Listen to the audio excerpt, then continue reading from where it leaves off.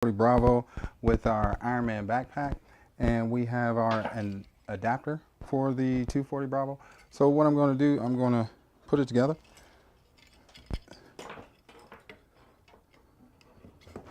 Just pop that pin in, and you have to push in on both sides. And then this pin over here locks it right into place. Then you take your 240 Ironman backpack, go ahead and take the feed chute, shift it around, and then as you can see, the two clamps slide inside. You open up the gator clips and it clips right in there. Now this idea came from a soldier wanting to have mass firepower on the objective. So they came to us with an idea of how they could carry much more 7.62 without using an ammo bearer. So they came to the engineers, talked to the engineers. The engineers developed this backpack and applying the feed chute to it, and you can carry 500 rounds. As you can see, once you put the backpack on, soldier assisted, and it snaps right into place. Ideally, we say that we want you to have the feed chute coming over the shoulder and not under the shoulder. It prevents more twists, and it doesn't have the stoppage of ammo as it's feeding through the gun. And there you go. Pretty much you can fire it at this point in time in any position. You can fire it in the standing, you can fire it in the kneeling, and fire it in the prone. It has been tested. ATEC has tested it, and we're continuing to test it with other weapon systems. The other weapon system in which we've tested this weapon with is the Mark 48. These pins don't slide out very easily.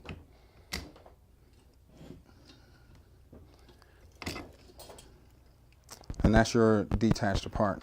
So you take it away from the 240 Bravo, and soldiers came to us with another idea of utilizing the Ironman backpack with the Mark 48. So what we did, we came up with another engineering design. All right, soldiers came to us with an idea saying they want to use the Ironman backpack with the Mark 48. So we basically took the 240 Bravo adapter that already comes with the weapon system, and we made a prototype of this, which is our Mark 48 adapter, which slides into the 240 adapter. And with the locking pin, you lock that into position. Now you just take the 240 adapter and you slide it into the positions for the Mark 48. And as you can see, it locks in on the right side of the gun and it locks in on the left side of the gun. Now you just take the gator clips, remove the gator clips, and attach it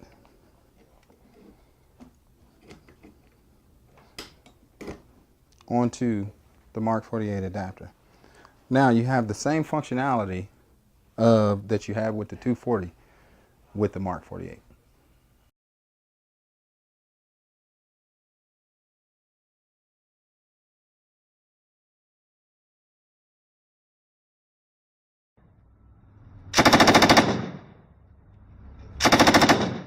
Switching up.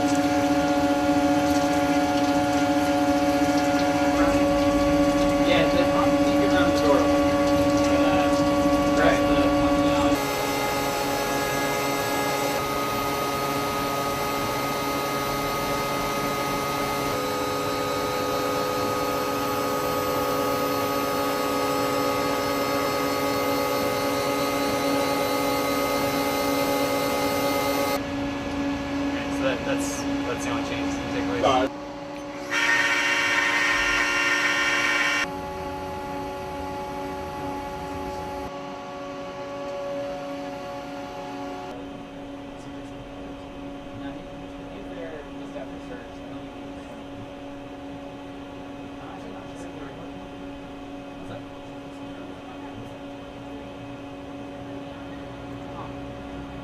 Here today.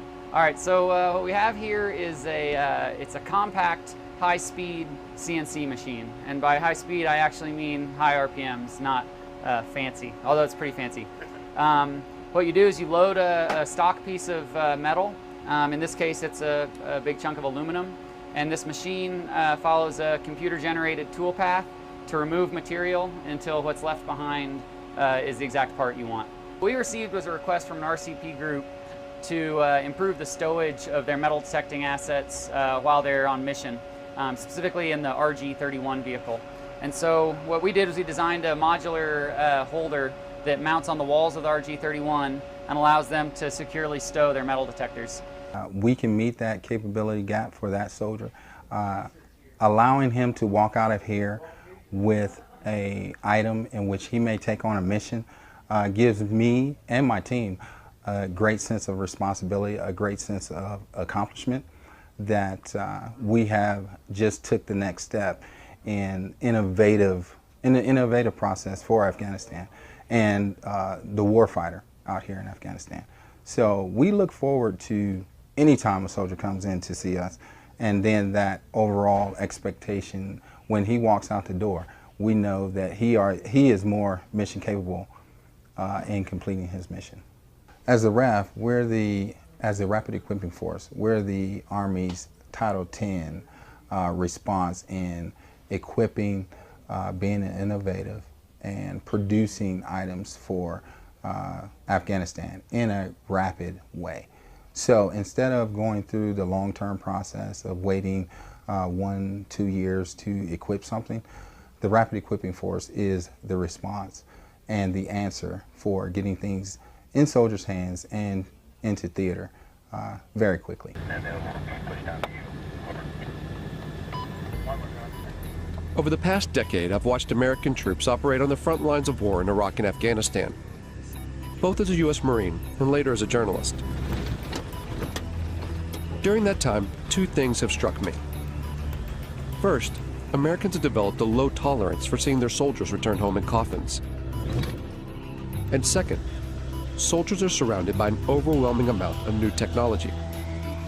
It's now part of their everyday lives. These two trends are shifting the way the U.S. fights its wars. The Pentagon is currently building an army of what it calls unmanned systems. It's their fastest growing arm of development. And there's a momentum to create machines with more autonomous capabilities, robots which can take certain decisions themselves. But what will this new era of warfare look like? And do the legal and political structures exist to deal with it? These are big meta changes that are happening in war that we've got to wrap our heads around. So I see this as a very major threat to respect for human rights. What is war going to look like when it's robot versus robot? Who wins that war, and how can you even tell?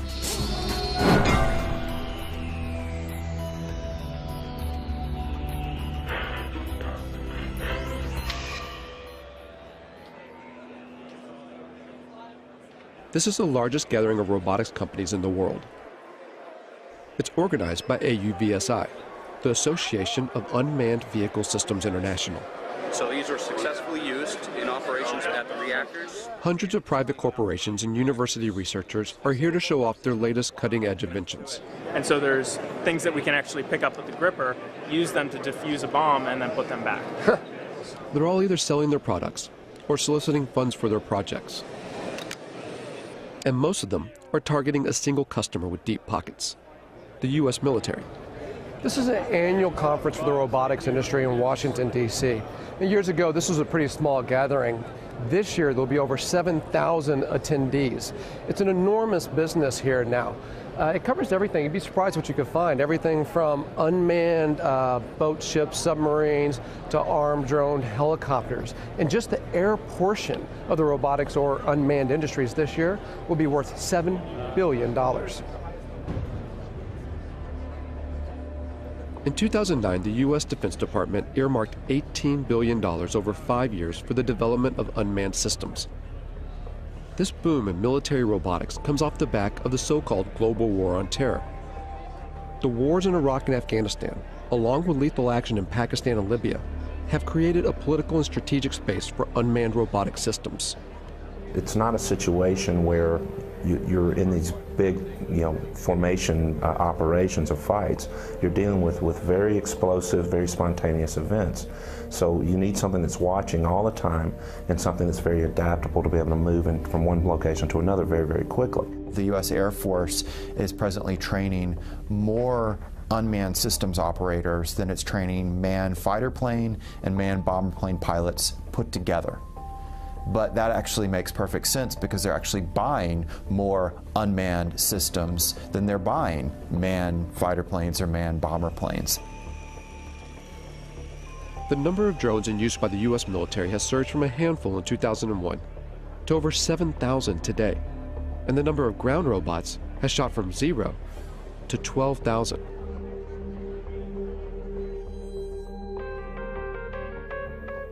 When you start to take a look, the amount of robot research funded by the U.S. military is astonishing.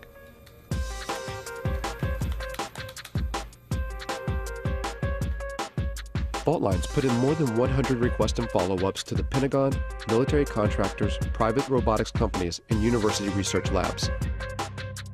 But gaining access to see how these tax dollars are put into use isn't easy. When we could actually get a response, it was almost always a firm no. After several months of chasing, only a handful agreed to allow us to film.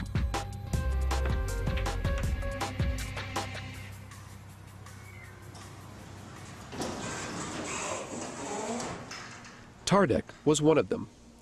It sits on a base just outside Detroit, Michigan. If you just want to try it out, drive. Seriously? That's it. An Army research facility from World War II. It used to build tanks. Wow, look at that. Now much of their work is dedicated to robotic technology. What we're looking at here at Tardec is unstructured environments. So robots that can move out of the area of very strict programming. So one of the ways of doing that is through teleoperation. So we have, it's not the classic robot. It's somebody actually controlling something. It's not a remote-controlled car because they're doing it through a TV set. All the robots here are collaborations between Tardec and private companies or university labs, or both. Companies like iRobot in Bedford, Massachusetts. This is the home of the PackBot, one of the first ground-based robots the U.S. military adopted after 9/11. Thousands are being used in Iraq and Afghanistan to defuse improvised explosive devices, or IEDs. The old way of doing business was to ask an individual, our sons, our daughters, our brothers, our sisters, to mount up one of those heavy, cumbersome, hot bomb suits and literally to waddle out to go face to face with an IED. Today, we do that at distance and we do it virtually via a robot. Much, much better way to do business. So the interesting thing about this one is light. It weighs about 5 pounds or so. And here's what the military wanted. A robot that you could throw, say over a wall or something, and then look, it rights itself. And now you can see over that wall with the cameras on that robot. With video game-like controllers, soldiers can guide recon robots like this one to see over walls or defuse bombs.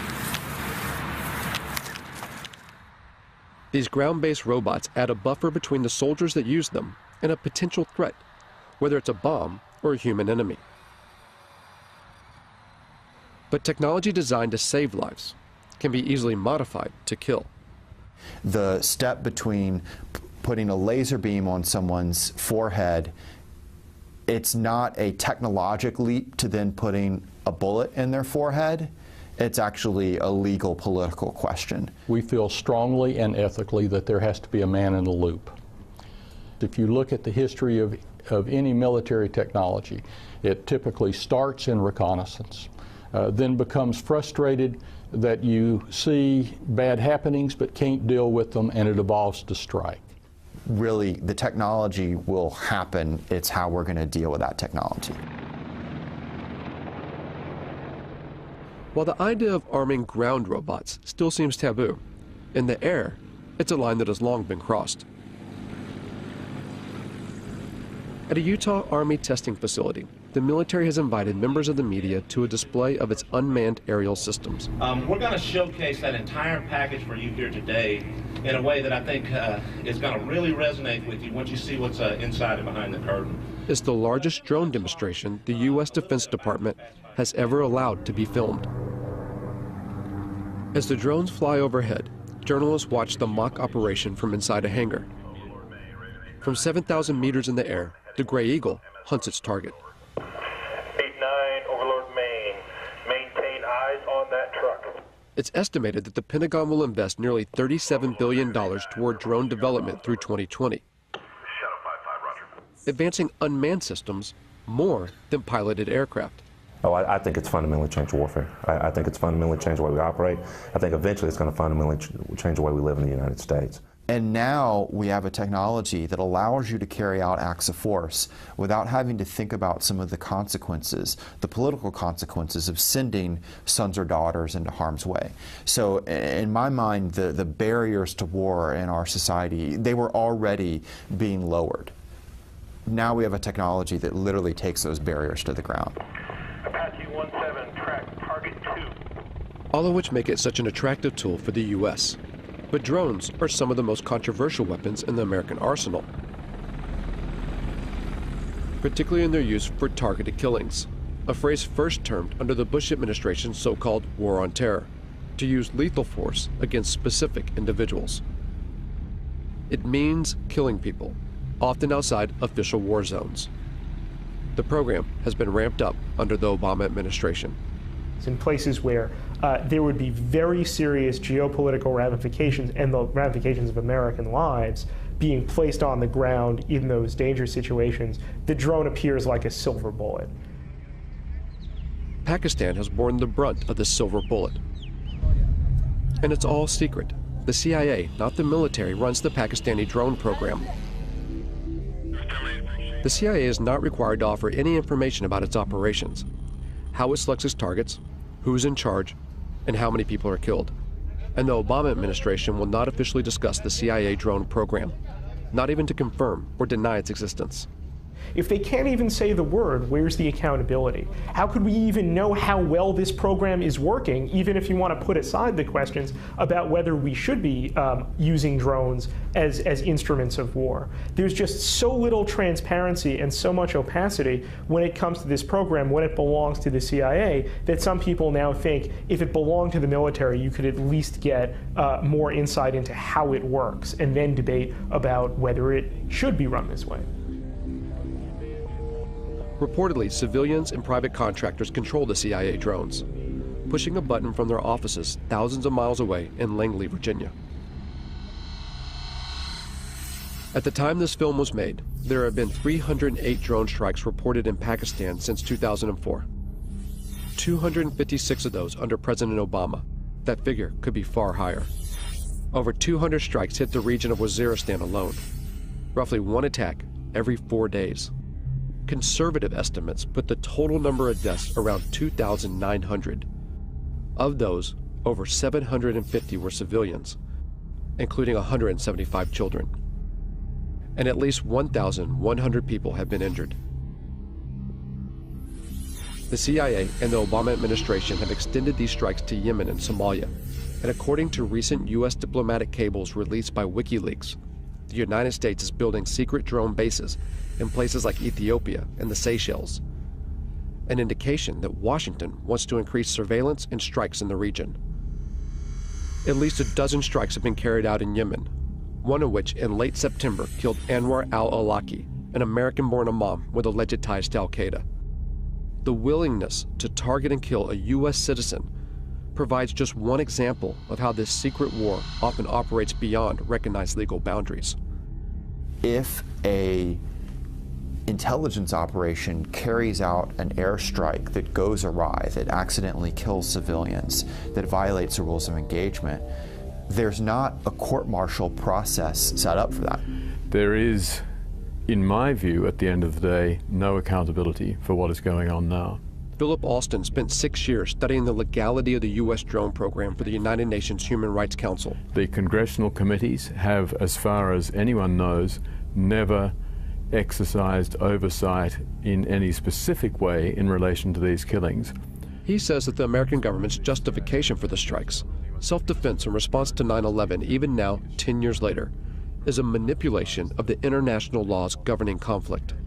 Now, in terms of international law, that represents a fundamental breakdown in what are called the rules on the use of force. It would enable the United States to use force against any target, any country, any time.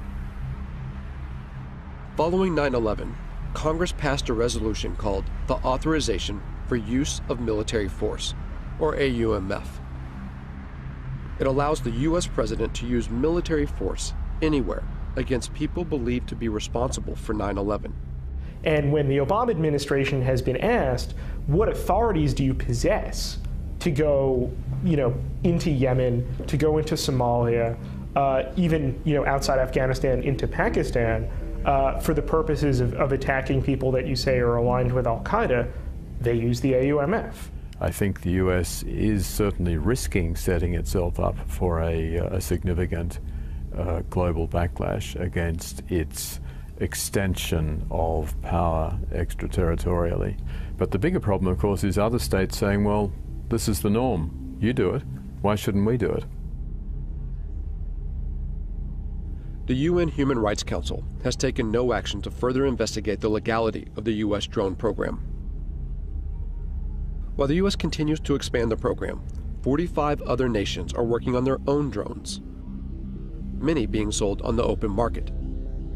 In the rush to churn out robotic military systems, who buys these technologies and how they're used has minimal international oversight. In short, the law is not keeping up with the pace of development.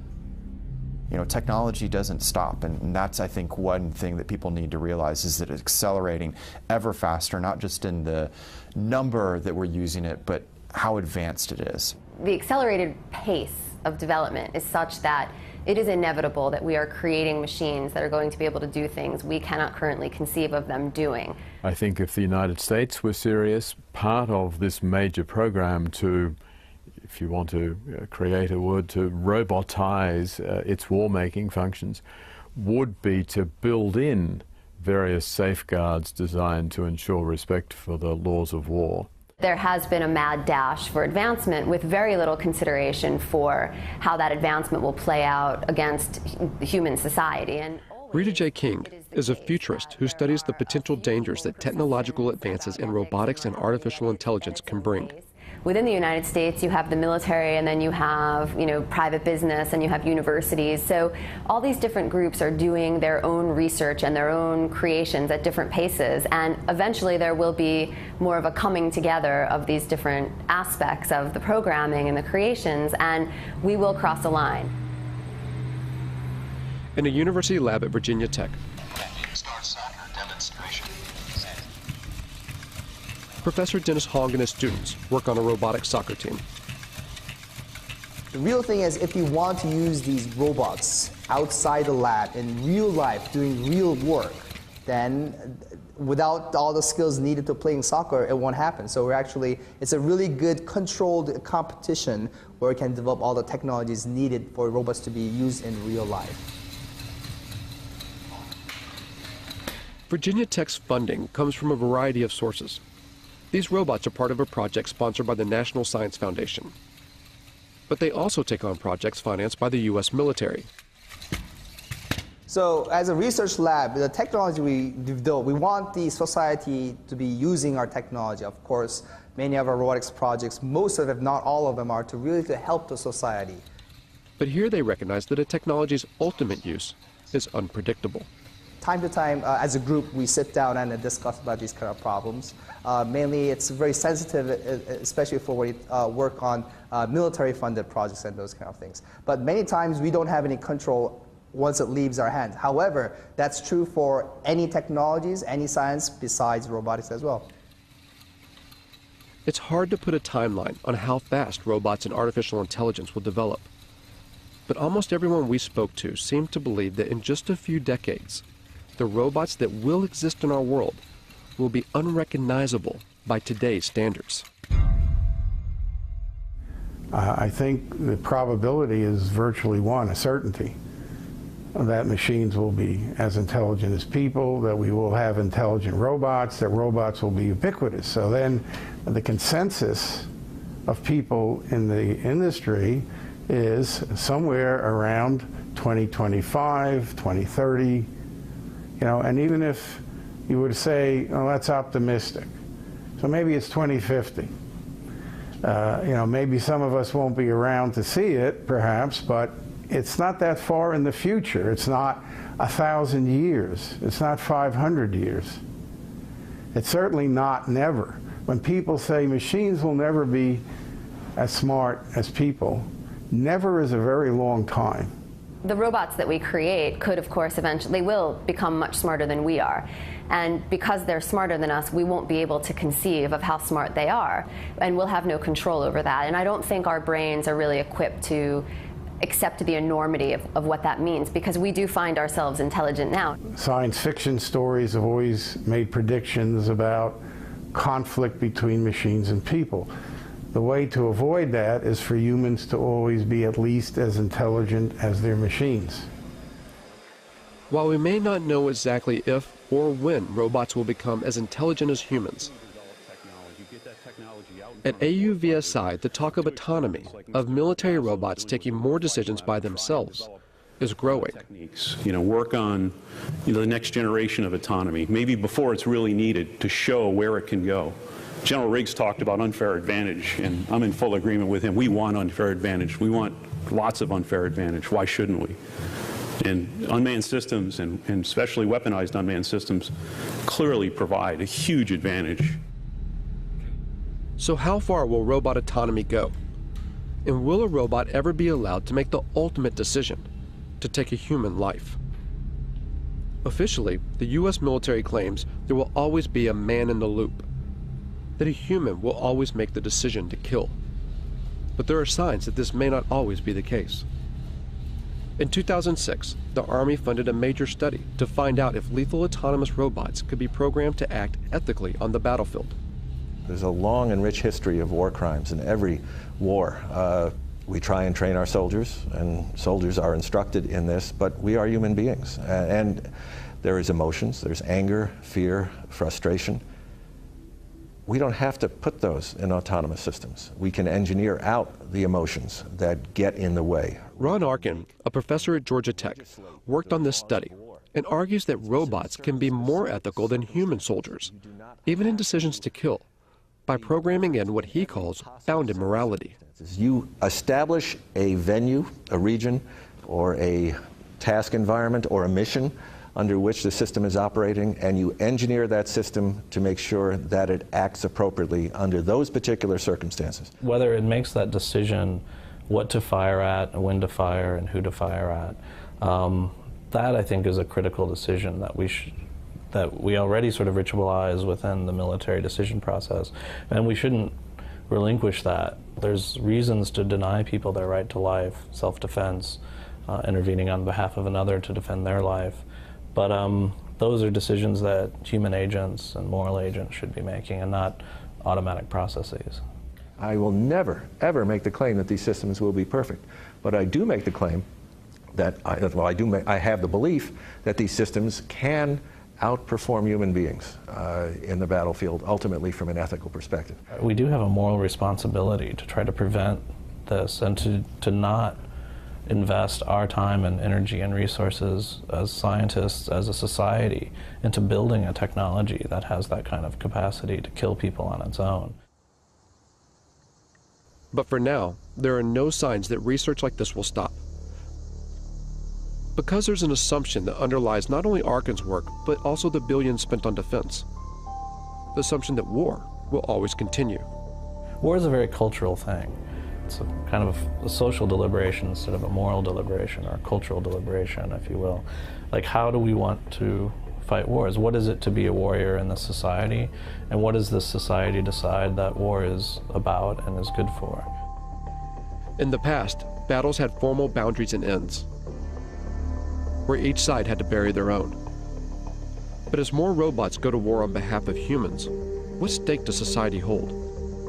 As killing becomes more automated, does it make war all too easy? So I think that is a big issue as far as what these technologies are going to do, and making war much easier to become involved in, and really detaching, especially in the United States, the American public from its sense of responsibility and moral and social deliberation that should go into deciding when wars occur. A lot of people say, well, why don't we stop working on this technology? There's a problem, though. You'd have to stop science. It means you'd also have to first stop war and stop capitalism. And there's such a vast amount of money that goes into thinking about defense problems and solving defense problems, that if we turned that time and energy and resources into solving more practical problems, we would actually probably alleviate most of the social and political problems that cause us to have defense and security concerns. And the fact of the matter is that most of the funding that's going into robot research, of course, is to create a better war machine. And to what end? It demonstrates how far we are from the sort of intelligence we need to build robots that can help us instead of hurt us.